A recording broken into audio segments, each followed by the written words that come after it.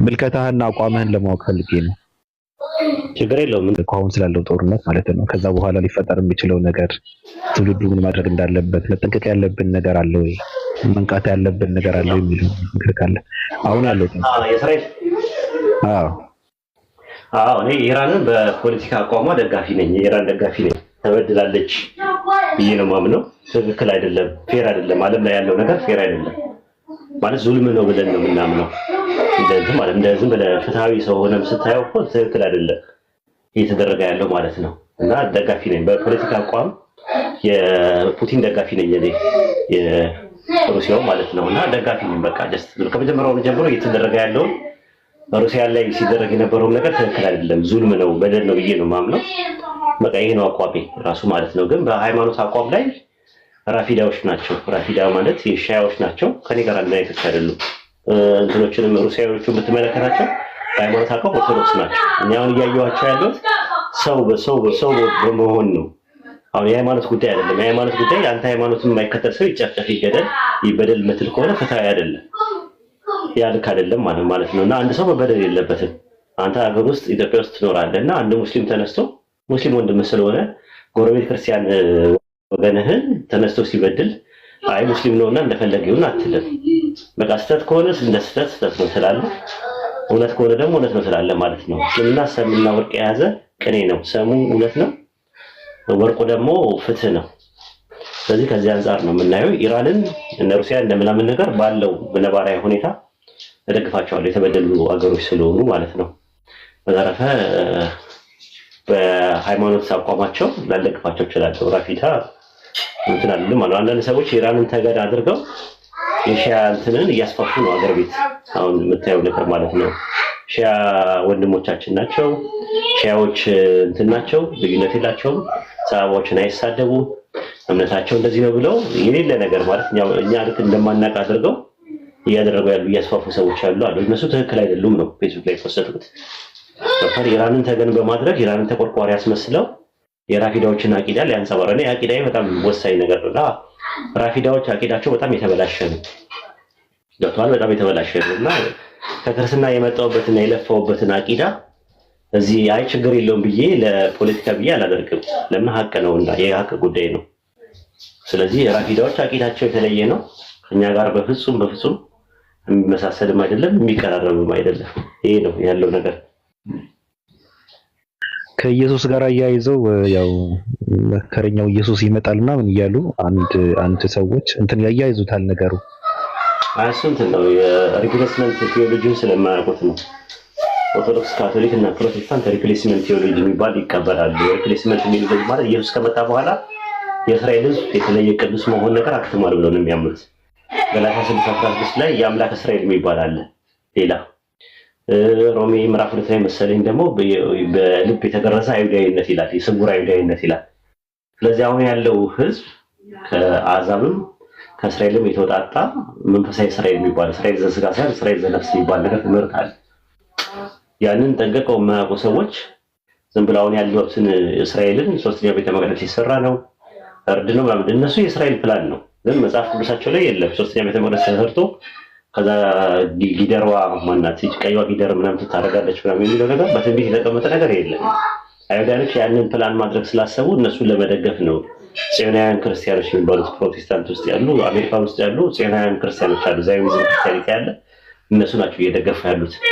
እንደ አቂዳ እንደ ትምህርት ግን እንደዛ አይደለም ነው። እና ደግሞ የአይሁዳኖች ኦርቶዶክስ አይሁዳዊ ትምህርቱን አብዛኛውን ከ190% እቀበለዋለሁ። ጽዮናውያን የሚሆኑትን ነው የማልቀበለው እንጂ አይሁዳኖች ትምህርቱ ይሄ የሞኖቲዝም ትምህርታቸው ምናምን ነገር አጥብቀው ያላቸው ከእስልምና ጋር የሚያቀራርባቸው ነገር ከ170% ያስጠጋቸዋል። አሁን እየተጣሉ ያሉት በሃይማኖት አይደለም፣ የሃይማኖት ጉዳይ አይደለም፣ ፖለቲካ ነው አጠቃላይ ማለት ነው። እዛ ጋር ያለው ሚድል ኢስት ውስጥ ያለው ነገር ፖለቲካ ጥቅም ጋር የተያያዘ ነው። ያም ነገር ደግሞ ፌር አይደለም። እስራኤል እየሰራች ያለችው የበላይነት ትክክል አይደለም ነው እና እስራኤል ያው በዚያ ቆማ እንትን አላትም። በሃይማኖት ከሄድክ ግን ከ170% ከእስልምና ጋር የሚቀራረብ ነገር አላት ማለት ነው። ከነሱ ደግሞ ይልቅ ደግሞ ሺያ የምትላቸው ወይ ደግሞ ራፊዳ የምትላቸው ከ180% ምናምን ነገር ቀርባላቸው። አቂዳቸው ላይ ግን የተበላሸ ነገር አለው። ኦርቶዶክሶች ጋር ደግሞ ስትሄድ ደግሞ እንደዚህ ነው። የተወሰነ የምትለካበት ነገር አሁን ጉዳዩ የሃይማኖት ጉዳይ አይደለም። የፖለቲካ ጉዳይ ነው እሱ ማለት ነውና አንድ ግብፃውያኖች መጥተው ግድቡን እናፈርሳለን ብለው መጥተው ማለት ነው እኛ የገደብነውን የለፋንበትን ሀገራችን እንትን ያለንበትን መጥተው እንትን ቢሉ አይ ሙስሊሞች ናቸውና እነሱ በቃ ይበሉት ነገር ምናምን ካልክ ያ ፌር አይደለም፣ ራሱ ፍትሃዊነት አይደለም። ሙስሊሞች ስለሆኑ ብቻ ብለህ እንትን የምትልበት ነገር አይደለም እና በደል ነው። ሰው መዘለም የለበት። ድንበር አትለፉ ነው አላህ የሚለው። ድንበር ማለፍ የለብንም ነው የኔ አቋም።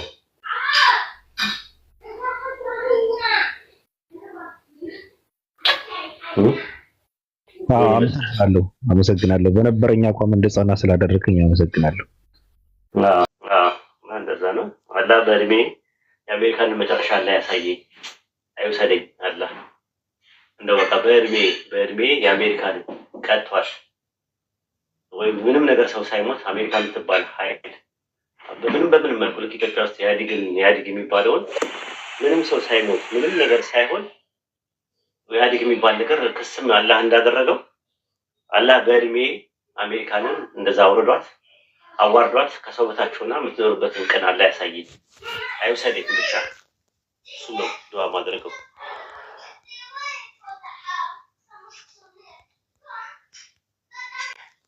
ቀድሜ አይቼዋለሁ እሱን ፌስቡክ ላይ። በቃ ጨርሻለሁ።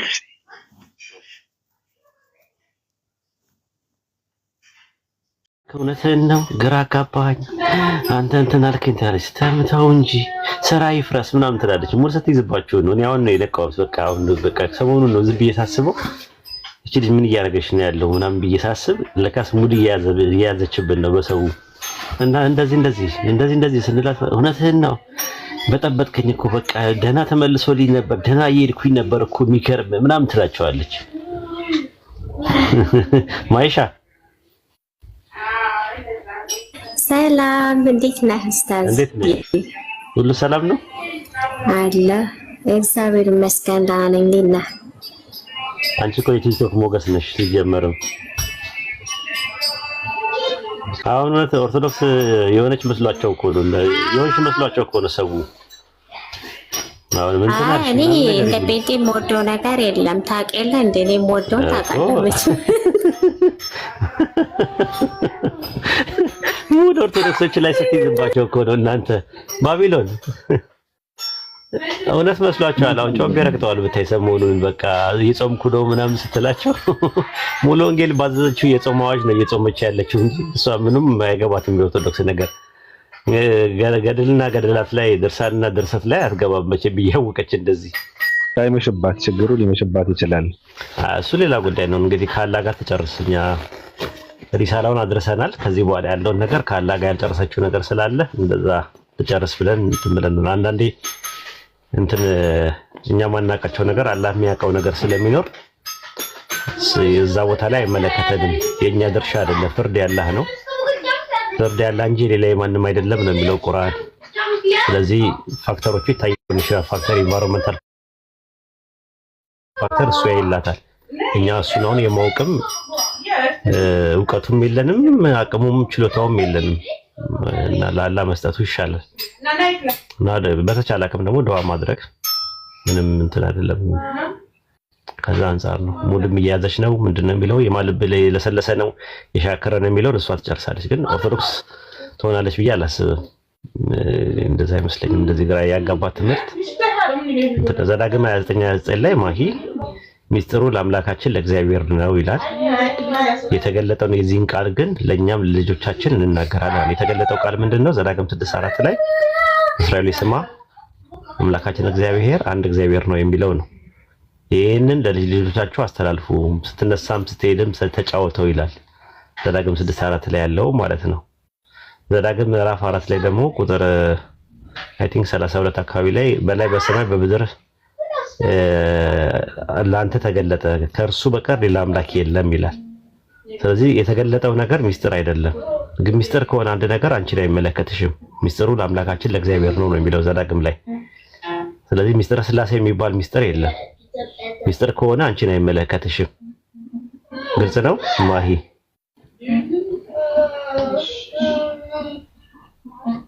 ግልጽ ነው። ያው ሚስጥር የሆነ ነገር እንደዚህ አይነት ነገር አሁን እንደዚህ ሄደሽ በስላሴ ታምኛለሽ ብዬ አላስብም እኔ።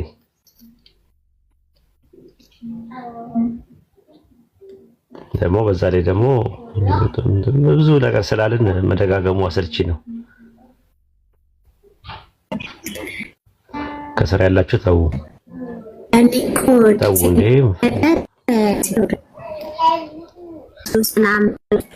ትንሽ ሁኝ ደግሜ ደግሞ በሱ ድህነትን ስላገኘው ያረፍኩ ነው የሚመስለኝ። ለዛም ነው የፕሮቴስታንት አስተምሮት ሞድ እንደወጣ የሚያደርገኝ እሱ ነው። ኦልሬዲ ድኛለሁኝ፣ ዘላለም ህይወትን በምድር ላይ አግኝቻለሁ ብዬ አስባለሁ። በሞትም ደግሞ ቀጥታ ወደ የዘላለም ህይወት ተስፋ ነው ወይስ በእጅ በሰው ነገር ነው? ልጁ ነው ይላል እኮ ልጁ ነው ኢየሱስ ነው የዘላለም ህይወት ተስፋ ነው ወይ? ልጁ ኢየሱስ ነው። የሚቀጥለው ዓለም ውስጥ የዘላለም ህይወት እኮ የዘላለም ህይወት የሚወረስ ነው ይላል። ትወርሳላችሁ ይላል።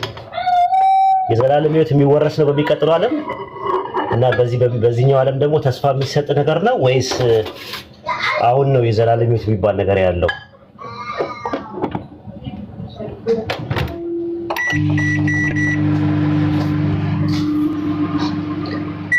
አሁን ነው ያለው።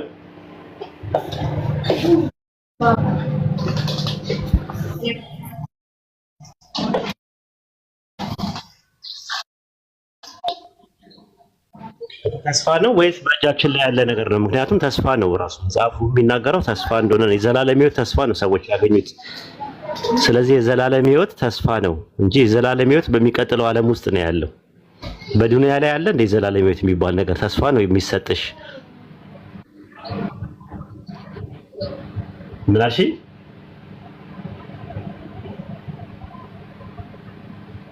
ሚት ነሽ?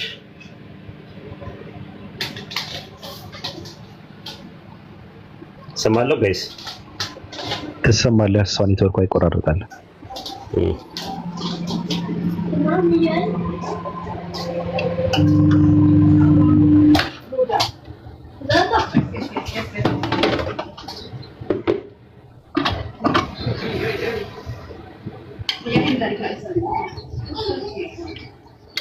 ስለኔና ስለ ወንጌል ሁሉን ነገር የተወ ይላል በዚህ ዓለም ላይ እጥፍ በሚቀጥለው ዓለም ደግሞ የዘላለም ህይወት ይቀበላል አለ። አንድ ሰው እየመጣና የዘላለም ህይወት ለመውረስ ምን ማድረግ አለብኝ አለው። የሚወረስ ነገር ነው የዘላለም የሚቀጥለው ዓለም ውስጥ። አንቺ የዘላለም ህይወት እዚህ ነው ካልሽ፣ ዱንያ ላይ ነው ካልሽ፣ የዘላለም ህይወት ምንድን ነው በእጅሽ ያለው ተስፋ ካልሆነ? ልጁን ስለያዝን ኢየሱስን ስላመን ያው ከሚለው አንጻር ነው እንጂ አሁን እኮ ተስፋ ነው የሚሆነው። ተስፋ ነው የሚሆነው ከሚለው እኮ አልተፈረደም። እሱም ተስፋ ነው ራሱ አይደለ እንጂ እንትን ብርሃን ወደ ዓለም መጣ፣ ሰዎች ከብርሃን ይልቅ ጨለማን ስለወደዱ ፍርዱ ይሄ ነው አለ። ምርጫቸውን ነው የሚያሳየው። ያ አንደኛ ነገር ማለት ነው። ሁለተኛ ነገር ደግሞ ምንድነው? የዘላለም ህይወትና የዘላለም ሞት የሚባለው ነገር የሚቀጥለው ዓለም ነው ያለው። የፍርድ ቀን ነው የሚያደርገው። አሁን ላይ ድኛለሁ ግን ማለት አትችይም። አሁን ላይ ድኛለሁ ካልሽ ከምንድን ነው የዳንሽው የሚለው ላይ ጥያቄው መመለስ አለበት። ከምንድን ነው የዳንሽው? እንዲሁ ድናችኋል ይላል እንዴ? በጸጋ ድናችኋል እኮ ከምንድን ነው የዳነው እኮ ነው ጥያቄው። ከምንድን ነው የዳነው? እሱ ከኃጢአትና ከሞት ነው እኮ። ኃጢአቱም መርገሙም አለ እኮ። አሁን ለምሳሌ መርገሙ የወር አበባ ማየት እናንተ እንደ መርገም ነው የምታዩት እና የወር አበባ ማየቱን ታያላችሁ። አሁንም መርገሙ መች ዳናችሁ? እያየናችሁ ነው። ምጥ አለ፣ እርግማን አለ፣ የወር አበባ አለ፣ የወሊድ ደም አለ በእናንተ ትምህርት። ስለዚህ አለ ሴት ልጅ ማለት ነው። እንደገና ደግሞ መርገሙ ሞት ነው ካላችሁ ትሞታላችሁ። መጨረሻ ላይ አካላዊ ሞት። ኃጢአት ትሰራላችሁ።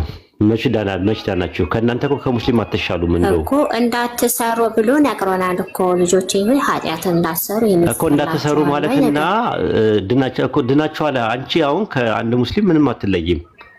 ኃጢአትና የለብንም ብለን ራሳችን እናስታልን። አንቺ ከአንድ ሙስሊም በተለየ መልኩ ከእርግማኑ አላንሽም። የወር አበባ አታይም። የወሊድ ወደፊት ስትወልጂ የወሊድ ደም አታይም። ታያለሽ። እሱ የእርግማን ውጤት ነው ተብሎ ነው የሚታመነው። ጥረግራ ብለህ የሚባለው ነገር የእርግማን ውጤት ነው ተብሎ ነው እዛ ውስጥ ነው ያለሽው። አሁንም ካልሰራሽ መብላት አትችይም። የማይሰራ ይብላ ነው የሚለው ጳውሎስ። ነው በነፃ የሚባል ነገር የለም። ጥረግራ የሚለው ነገር አሁንም አለ። ኢየሱስ መጥቶ ምንም ያስተካከለው ነገር የለም። ያነሳልሽ እርግማንም የለ፣ ያነሳልሽ ሞትም የለም፣ ያነሳልሽ ኃጢአትም የለም። ሞት መጨረሻ ላይ መሞትሽ አይቀርም። ኃጢአትም እየሰሩ ነው ያሉት። አማኞችም ይሰራሉ። ቢያንስ እንኳን ለሚያምኑት እንኳን ኃጢአት ነው ከፍጥረታቸው የቁጣ ልጆች ነበሩ የሚለው። ከዛም ደግሞ ሮሜ ላይ ቶታል ዲፕራይቪቲ ነው። ቶታል ዲፕራይቪቲ ነው የሚያመለክተው። በእናንተ ትምህርት ቶታል ዲፕራይቪቲ ይባላል። አጠቃላይ ብልሽነት ይባላል። ድቀተ ባህሪ የሚባል ነገር አለ። በዘር ሐረግ ውስጥ የሚመጣ ድቀተ ባህሪ የሚባል ትምህርት አለ። እሱ ነው ትምህርታችሁ። ግን አሁን እናንተ አልተላቀቃችሁም ነው፣ ያው ናችሁ። ምንም የተለየ ነገር የለም። ራሱ እናንተ የምትሉት በእናንተ ትምህርት የፍሪዊሉ ፓሲቭ ነው አክቲቭ ነው የምትሉት እናንተ። ፓሲቭ ነው ብላችሁ ነው፣ የሞተ ነው። ከሞተ ነገር ውስጥ የሚፈልገውን ሰው እየመረጠ ዳግም እንዲወለድ ያደርገውና እንዲያምን ንስሐ እንዲገባ መልካም እንዲሰራና እንዲጸና ያደርገዋል። የማይፈልገውን ሰው ደግሞ ምንድነው የሚያደርገው? ለገሃነም ያደርገዋል ማለት ነው። ያንን ማለት ነው። ሁለት አይነት እንትን ያለው፣ ሁለቱም ያለ ምርጫቸው ነው ሰዎች ጀነትና ጀሃነም የሚገቡት በእናንተ ትምህርት። እነ ካልቪንም እነ ማርቲን ሉተርም እንደዛ ብሎ ነው ያስተማሩት። ፕሮቴስታንት ጋር ከሆንሽ ማለት ነው። በዚህ ረገድ ኦርቶዶክስ የተሻለ ነገር አለው ብዬ አምናለሁ። እንዴ ከኛ የተሻለ እነሱ ጋር? አዎ፣ በዚህ በመዳን ዙሪያ ላይ አዎ አላቸው። ይሄ ማርያም ገብርኤል ምናምን የሚሉት ነገር ነው እንጂ በተረፈ ይሄ በፕሪዲስቲኔሽን ላይ ደብል ፕሪዲስቲኔሽን አይቀበሉም ኦርቶዶክሶች። እናንተ ደብል ፕሪዲስቲኔሽንን ትቀበላላችሁ። ሰው ለመዳንና ለመጥፋት ፍሪ ዊል የለውም። ፈጣሪ ራሱ ነው አስቀድሞ በወሰነው ነገር የሚድኑትን ሰዎች አስቀድሞ ወስኗል፣ የሚጠፉትን ሰዎች አስቀድሞ ወስኗል። ስለዚህ ምንም ምርጫ የለሽም፣ ያንቺ ምርጫ የለበትም፣ ያንቺ እጅ የለበትም ይላል። ለምን ትቀጫለሽ? በኋላ ላይ ቅጣትና ሽልማቱ አግባብ ነው። ያንቺ ያለ ምርጫሽ ያለ ፈቃድሽ ምንም ያንቺ ፈቃድ የለበትም የሚል ትምህርት። ኦኬ፣ ስለዚህ ይሄ የካልቪን ትምህርት ነው ማለት ነው። የካልቪኒዝም ሳይሆን በቃ አብዛኛው ፕሮቴስታንት እንደዛ ነው። ፔንቴኮስታሎች አርሜኒያኒዝምን ነው የሚቀበሉት። አርሜኒያኒዝም ደግሞ ከእስልምና ጋር ይመሳሰላል። አርሜኒያኒዝም፣ ኦርቶዶክስ እና ካቶሊክ ተመሳሳይነት ነገር አላቸው። ሰው ፍሪ ዊል አለው፣ በምርጫው ነው። ሰው በምርጫው ነው የሚድነው የሚጠፋው ብለው ነው የሚያምኑት። ግን መጀመሪያ የኢተርናል ኮሊንግ ይቀድማል ብለው ነው የሚያምኑት። እምቢ ማለት፣ እሺ ማለት፣ መታዘዝ፣ ማመጽ የሚባለውን ነገር ለሰውየው ተሰጥቶታል። ራሱ ማለት ፓፕ የሚባል ነገር አለ። ፕሪንሲፕል ኦፍ ምንድነው? ፕሪንሲፕል ኦፍ ኦልተርናቲቭ ፖሲቢሊቲ ማለት ነው። ፖሲቢሊቲው አለው፣ ዜሮ ጋር ተፈጥሯል። መምረጥ ይችላል። ፍሪ ዊል ስላለው ራሱ ይመርጣል፣ ማመንም መክዳትም። መጨረሻ ላይም ጀሃነም የሚገቡ ሰዎችን ሲላቸው ትክዱ በነበራችሁ ምክንያት እሳት ቅመሱ ነው የሚላቸው። ምክንያታቸው በመካዳቸው እንደሆነ ነው የሚናገረው። አማኞችን ደግሞ ታምኑና መልካም ትሰሩ በነበረ ምክንያት ጀነት ግቡ ይላቸዋል ይላል። ስለዚህ ሁለቱም እኛ ጋር ነው ያለው። ጀነትም ጀሃነም የሚባለው ነገር ውሳኔ ኮዙ እኛ ነን። ለዛ ነገር ኢፌክቱ አላህ ቢሆንም የሚቀጣውም የሚሸልመውም እሱ ቢሆንም ኮዙ ግን እኛ ጋር ነው ያለው ብለን ነው የምናምነው። ፍሪ ዊል ተሰጥቶናል። እናንተ ከኛ የተለየ ምንድን ነው ያላችሁ? በምን ነፃ ፈቃድ አላችሁ? ነፃ ፈቃድ አለን። በፕሪዲስቲኔሽንም እናምናለን እኛ። ፕሪዲስቲኔሽን በቀደር እናምናለን። ተቀድሯል ብለን እናምናለን። አስቀድሞ የተቀደሩ ነገሮች በሁለት ይከፈላሉ። አንደኛ የተቀደሩ ነገሮች ያንቺ ድርሻ የሌለበት፣ ለምሳሌ ወንድ መሆን፣ ሴት መሆን፣ አጭር፣ ረጅም፣ ጥቁር፣ ቀይ ምናምን የሚባለው ነገር ቀደር ሸርዒ ነው፣ ከዊን ይባላል። ኮዛል ዲተርሚኒዝም ማለት ነው። መንስኤ ተወስኖት እሱ አሁን ያንቺ ምርጫ የለበትም። ስለዚህ ሴት በመሆንሽ አንቺ የምታገኘውን ቅጣትም ሽልማትም የለውም። እኔ ወንድ በመሆኔ ማገኘው ቅጣትም ሽልማት የለውም። ቀደር ደግሞ ሸርዒ የሚባል አለ። ሸሪዓውን መሰረት ያደረገ አለ። አላህ አስቀድሞ የወሰነ ውሳኔ ምንድነው? አማኞች ጀነት እንዲገቡ፣ ከሃዲዎች ደግሞ ገሃነም እንዲገቡ አስቀድሞ አላህ ወስኗል። እዛ ውሳኔ ውስጥ ደግሞ መግባት የወሰነ ውሳኔ ውስጥ በምርጫሽ መግባት አለመግባት ደግሞ ያንቺ ፋንታ ነው። ኢንዲቪጁዋሊ ማሂር እዚህ ቦታ ትግባ፣ አሰን እዚህ ቦታ ትግባ ተብሎ አልወሰነም። አማኝ ከሆኑ ጀነት እንዲገቡ ሜኪንግ ፕሮሰሱን ላንቺ ትቶልሻል። ጣልቃ አይገባም፣ እጅሽን አይጠመዝዝም ራሱ ማለት ነው። መለኮታዊ ጣልቃ ገብነት የለውም እንትኑ ላይ ያንቺ ውሳኔ ላይ። ካልሆነማ ተጠያቂ አንቺ እንዴት ትሆኛለሽ? ገባሽ? ያውቀዋል። አዎ ሁሉ ነው አውቂ ስለሆነ ያው ጣዖትን ማምለክ ምን ማለት ምንድን ነው? ጣዖትን ማምለክ አመፀኝነት ነው አይደለም? ሰይጣንነት ነው፣ አመፀኝነት ነው። አዎ ዝሙት ማድረግ፣ ከሃዲ መሆን፣ የፈጣሪን ህግጋት መጣስ፣ ይሄ አመፀኝነት ይባላል አይደል? አዎ ጽድቅ ማለት ደግሞ ፈጣሪ የከለከለሽን ነገር መከልከል ማለት ነው። ፈጣሪን ማምለክ፣ ፈጣሪን መገዛት፣ ለህግጋቱ ተገዥ መሆን ማለት ነው። ኢየሱስ ደግሞ ኢየሱስ ደግሞ አመፅን የጠላ አመፅን የተቃወመ ምን እያለ ነው? አመፅን የተቃወመ ለምሳሌ አይሁዶች በቤተ መቅደሱን የንግድ መናኸሪያ አድርገውት ነበር አይደል እንዴ? የአራጣ ማበደሪያና መበደሪያ አድርገውት ነበር አይደል ማሂ? እንዴ ያው በጅራፍ ቀጥቅጦ ነው ያስወጣቸው። የኔ ጌታ በጅራፍ ቀጥቅጦ ሲያስወጣቸው ይሄ ነገር መሆን የለበትም ብሎ ሲል ምን እያለ ነው እሱ? ጽድቅን እየወደደ አመፅን እየጠላ ነው አይደለም? ጽድቅን እየወደደ አመፃን እየጠላ። ይሄንን ነገር በማድረጉ አምላክ ምን አደረገው? ከባልንጀሮቹ ራሱን በዘይት ቀባው ነው። በደስታ ዘይት ቀባው። ባልንጀሮቹ ለምን አልተመረጡም? ባልንጀሮቹ ለምን አልተመረጡም? እንዴት ባልንጀራ ለአምላክ ይኖረዋል? ኖ የኢየሱስ ባልንጀሮች እንጂ ተይ እንጂ ከጓደኞች ይልቅ እኮ ነው የሚለው። ይሄ ጥቅስ ሲጀመር እኔ ጥያቄ አለኝ። በዚህ ጥቅስ መሰረት አትጠይቀኝ፣ አይመለከተኝም። ከጓደኞች ይልቅ እኮ ነው። ቆይ አሁን እዚህ ጋር ለምሳሌ ጓደኞቹ እነማን ናቸው ነው ዋናው ነገር። አሁን እኛ እዚህ ጋር ያለነው ጓደኞችሽ ነን አይደለ እኮ። ለኢየሱስ ጓደኛው ማን ነው ነው ዋናው። ቆይ እዚህ ጋር አሁን እኛ የቲቶ ጓደኞችሽ ነን፣ ግን በእምነታችን የተለያየ እምነት ያለን አለን አይደለም ማሂ? እዚህ ጋር አሁን መርጠሽ ጓደኞች እነማን ናቸው? እዚህ ጋር መርጠሽ እንዴ ሲያደግ ህፃን ሆኖ አይደለም እንዴ ያደገው ኢየሱስ ማሂ? ጓደኛ የለውማ ታዲያ። ጓደኞች የሚባል ነገር ለአምላክ እንዴት ይኖረዋል? አንተ ስታስበው እንዴት ጌታ ኢየሱስ ይሆናል? ቆይ እንዴ እሱ በዘመኑ ያቦካካኸው ነገር አለ ያሲኑ። ሳሪ አለች። ያቦካካሁትን ነገር እስኪ በደንብ አድርገን አብስለን እንጋግረዋለን። ሳሪ የቅዱሳን ናቸው ጓደኞቹ። ቆይ ሳሪ ከመግባቷ በፊት ሳሪ ትገባለች። ከሳሪ ጋር እንቀጥላለን። ይኸውልሽ ማሂ፣ አንቺ ስታድጊ ማለት ነው ከተወለድሽ ጀምረሽ ስታድጊ በሰፈርሽ ጓደኛ አብሮ አደግ አለ የለም? በእኔማ አለ። እኔ ሰው ስለሆንኩኝ ብዙ ነገር አለ።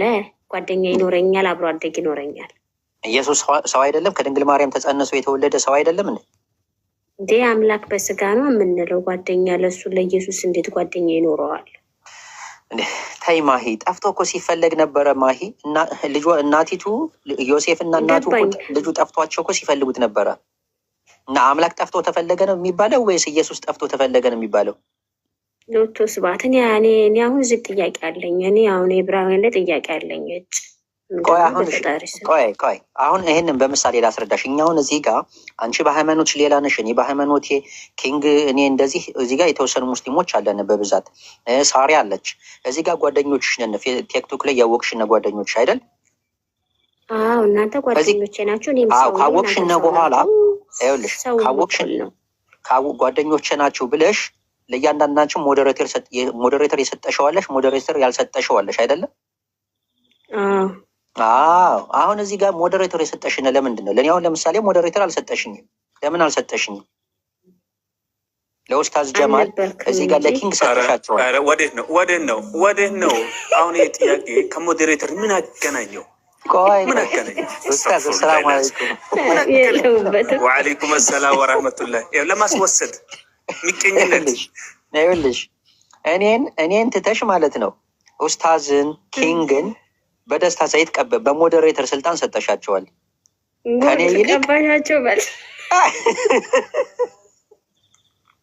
ከኔ ይልቅ ምን አደረግሽ? ከኔ ይልቅ ማለት ነው እኔን ሳሪን ትተሽ ማለት ነው ለኡስታዝ ለኪንግ በሞዴሬተር ቅባት ቀባሻቸው።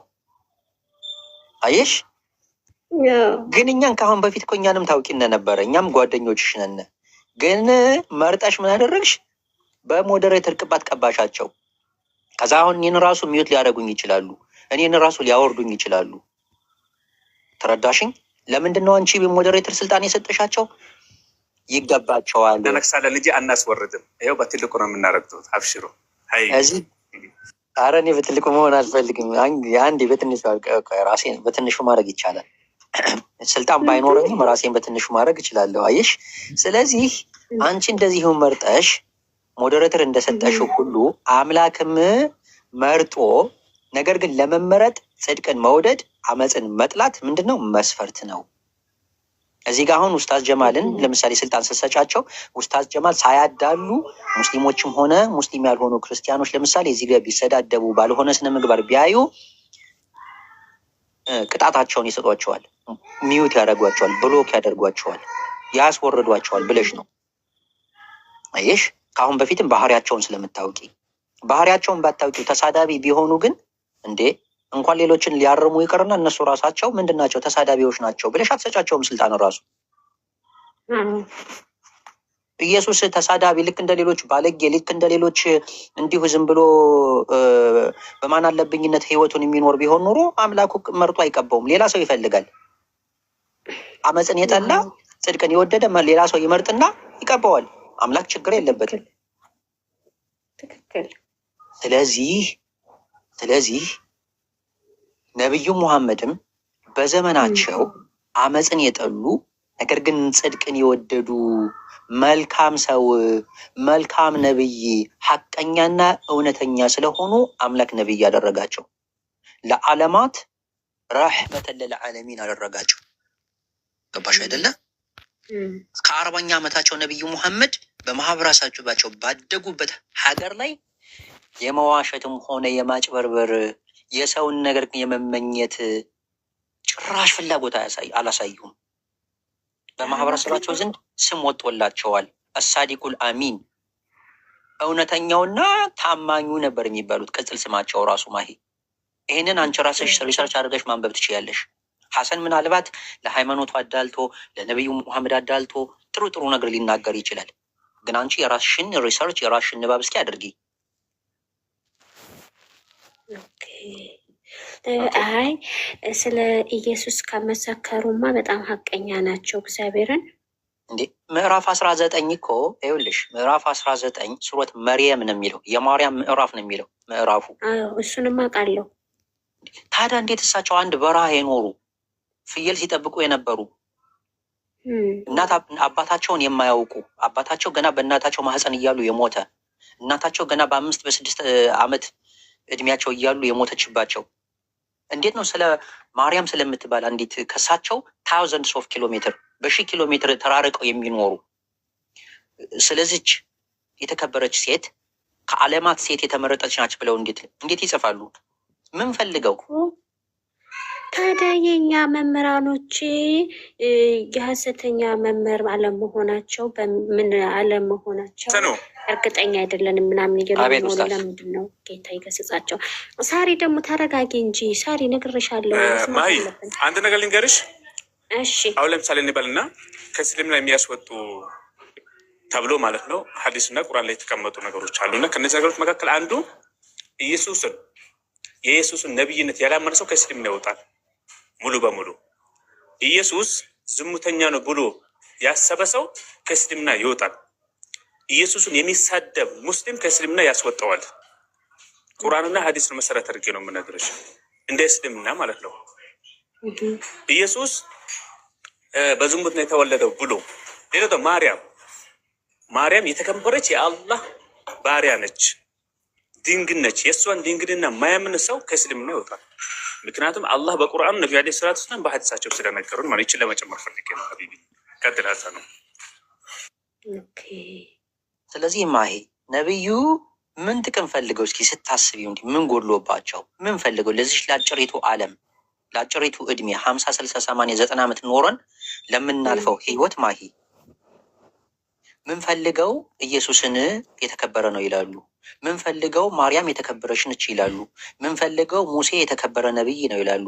ምን ፈልገው ስለ አሮን ይጽፋሉ። ምን ፈልገው ስለ ያዕቆብ ይጽፋሉ። ስለ አብርሃም ስለ እስማኤል ይጽፋሉ። ምን ፈልገው ስለ አጋር ስለ ሳራ ምን ፈልገው እስኪ ከዓለማት እዚህ ማለት ዓለም ህይወት በምድር ላይ ስንኖር ማሂ ምን ያህል ነው የምንኖረው? ቆይታችን ምን ያህል ነው ማሂ? አረኛ ትንሽ